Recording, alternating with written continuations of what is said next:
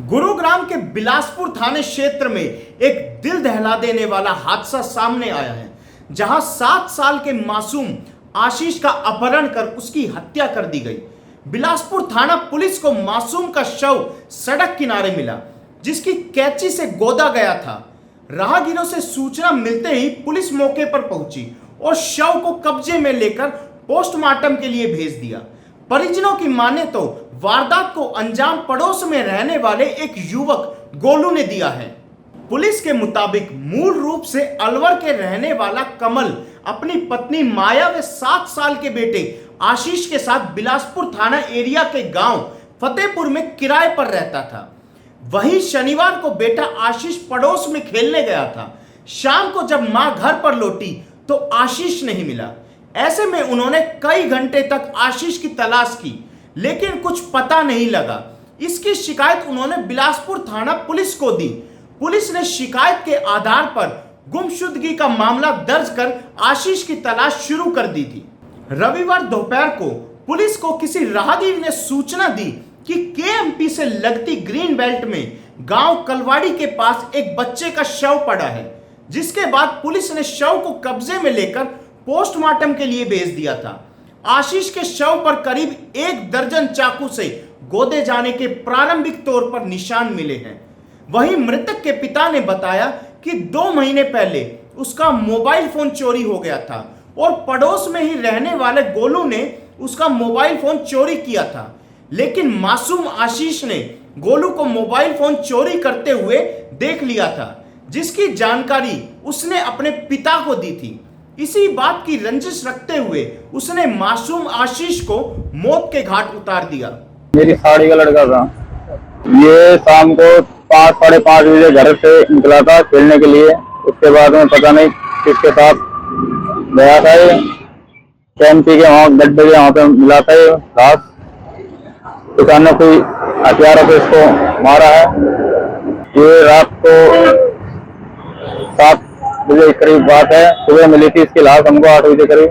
Case हो गया। हमसे पहले ही पुलिस वाले वहाँ पहुंच गए थे। पहले क्या है, मोबाइल चोरी किया था उस लड़के ने, फिर उससे मिल गया वो मोबाइल। उसके बाद में वो लड़के का शक आ रहा था। उस लड़का, उसका नाम है रमेश गोलू।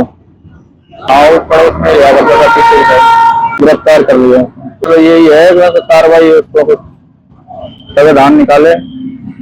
इसमें कल मेवात पुलिस से गुरुग्राम पुलिस को एक इन्फॉर्मेशन मिली थी कि एक बच्चे की डेड बॉडी एमपी के आसपास में पड़ी हुई है, जिसके ऊपर गुरुग्राम पुलिस वहां पहुंची थी। और इसी दौरान मालूम हुआ था कि गुड़गांव के फतेहपुर गांव के निवासी एक व्यक्ति के बच्चे की यह डेड बॉडी है। तो करीब 7 वर्षीय ये बच्चा था।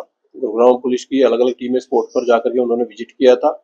मृतक बच्चे के फादर के द्वारा पुलिस को एक रिटर्न कंप्लेंट फाइल की गई है और उन्होंने बताया है कि इससे करीब 2 महीने पहले उनका मोबाइल फोन एक नाबालिग के द्वारा चुरा लिया गया था।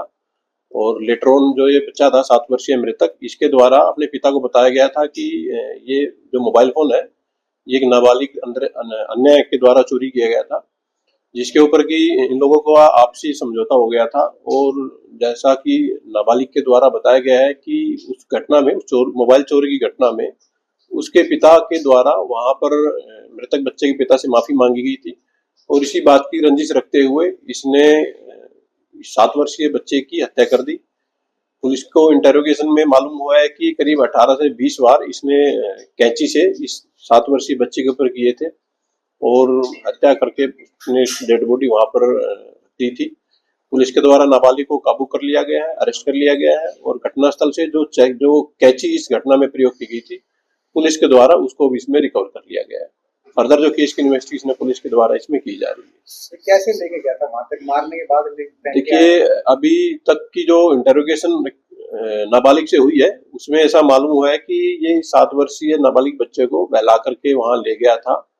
और बाकी अभी आज कोर्ट में पेश, जुनाइल कोर्ट में इस नाबालिग को पेश किया जाएगा। और फर्दर जो केस में जैसे जैसे फैक्ट ये बताएगा उसके अकॉर्डिंग पुलिस अपनी इन्वेस्टिगेशन इस केस में वो जारी रखेगी। कैंची कहां से लाया? अभी उसके बारे में एक डीप इन्वेस्टिगेशन इंटेरोगेशन पुलिस के द्वारा की जा रही है।